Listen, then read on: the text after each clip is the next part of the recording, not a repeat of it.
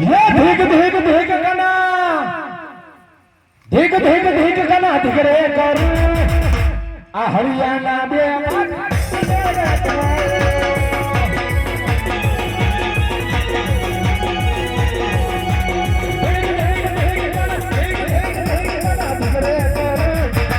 हरियाणा बे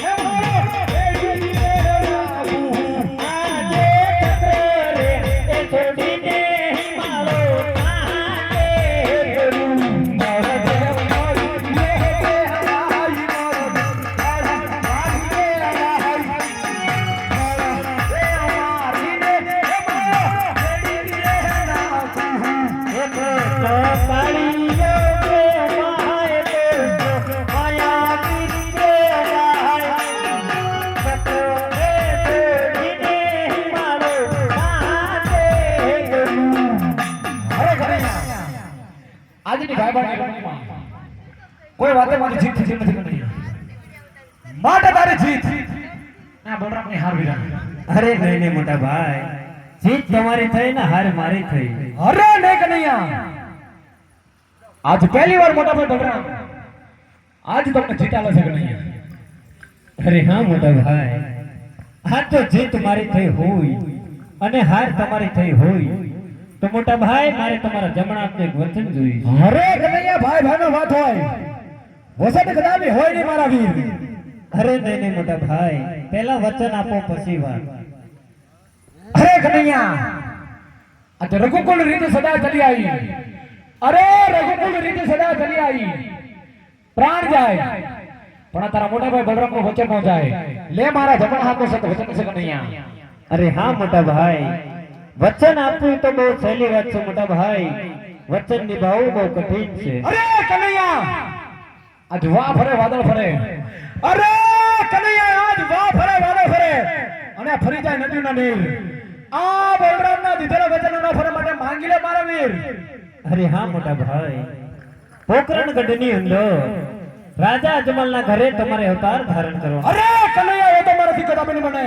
કારણ કારણ કે રામા અવતારમાં તમે રામ બન્યા અને મને લક્ષ્મણ બનાવ્યો. આજ કૃષ્ણ અવતારની અંદર તમે કૃષ્ણ બન્યા અને મને બલરામ બનાવ્યો. હવે ત્રીજા અવતાર શા માટે ધારણ કરવાનો છે મારા વીર?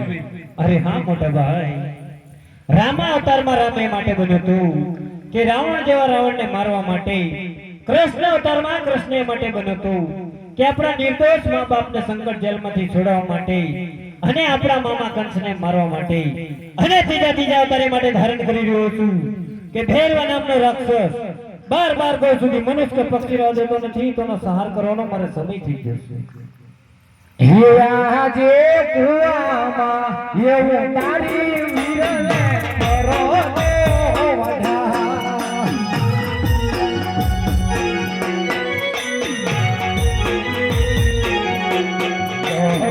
દીધો નાના મારા ભાઈ દો, દીધો મારા વીર. આવું તારી વીરને વરો વઢા.